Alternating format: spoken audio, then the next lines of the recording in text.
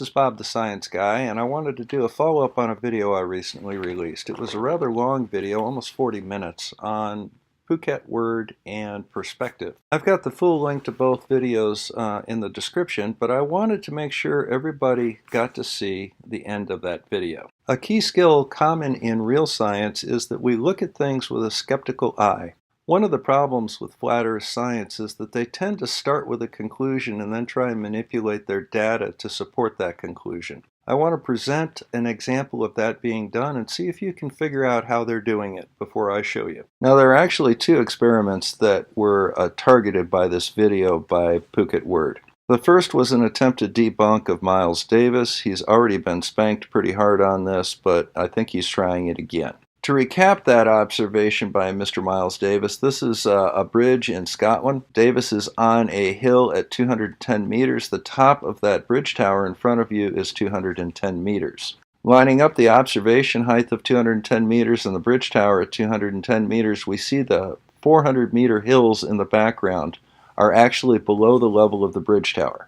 You can see the linked video below, but this is irrefutable proof of a curved Earth. This is Mount St. Helens here in the United States, and on the background on the left you can see Mount Rainier. The observation heights are listed. The height of Mount Rainier and the height of that side peak on Mount St. Helens are clearly noted. A distant object from a near object with an object in between, you have a situation very similar to a gun sight. You have a rear sight, a front sight, and your target. By looking through the rear sight and the front sight, you can get an idea of whether the target is above or below your line of sight. This concept of a front sight and a rear sight is the key to both these observations.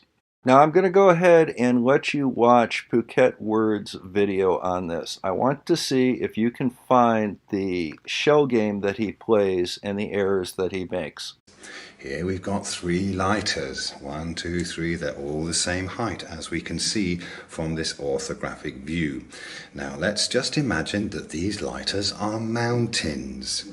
And we have our side-on view of these three mountains, which at the moment happen to be exactly the same height.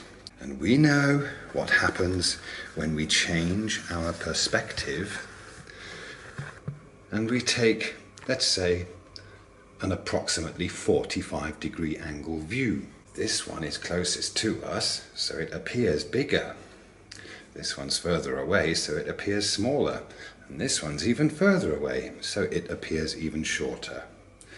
Now, one thing to point out at this stage is that the camera's eye level, meaning parallel to the flat surface, is level to about halfway up.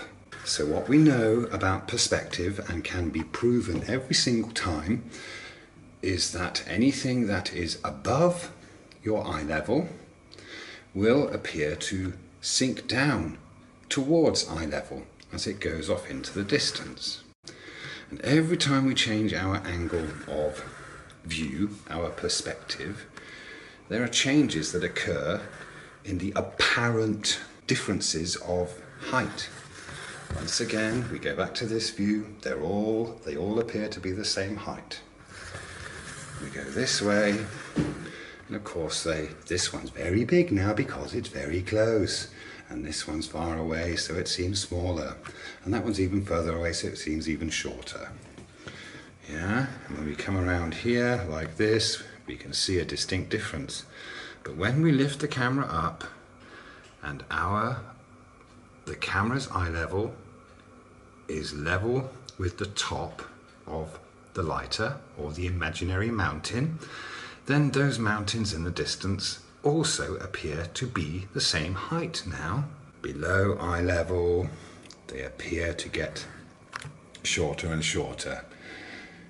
This is being used as a way to claim that things in the distance appearing to get shorter are going down a curve. But sometimes what happens is someone says, well, that mountain in the distance is higher than the mountain in the foreground. Let's make this mountain, or lighter, higher than this one. Okay, oops, let's check that. All right, there we go. Okay, this one is at the same height, and this one is physically higher, and we can tell from this perspective. But as we go around and we change our perspective, ooh, look what happens. We know this one is physically higher than this one, but this one appears to be taller.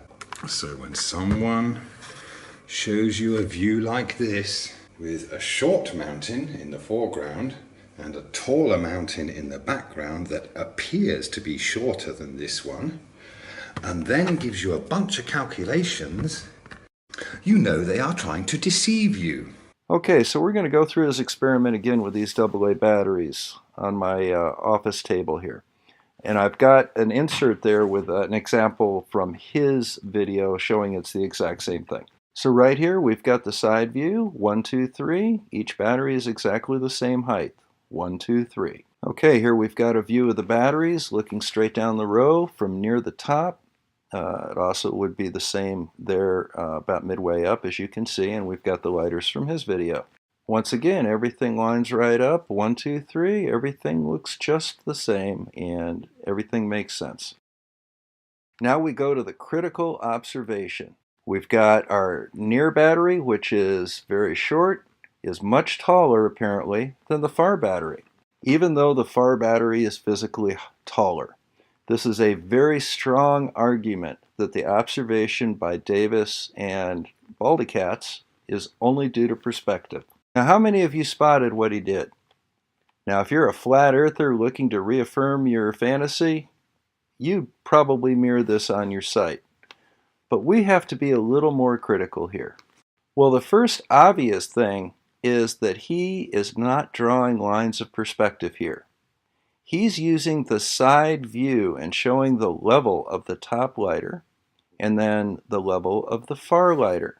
Notice that they are parallel to each other. There are no lines of perspective here. What's the other obvious thing that he did to try and trick you? Well, here's a hint. How many lighters are there? And how many did we start with?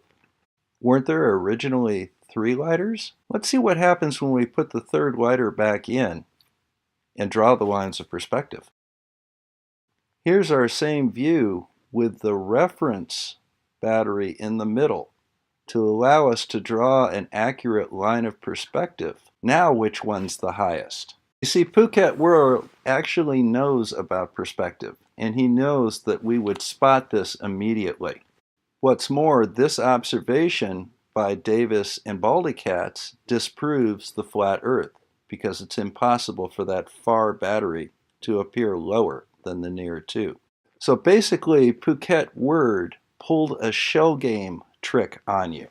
I want you to watch him do it. See what he does. Remember, the hand is quicker than the eye.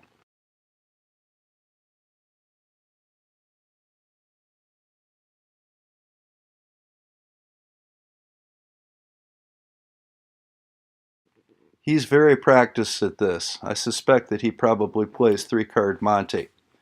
Watch it again and pay attention to the back lighter. We'll slow it down a little bit for you.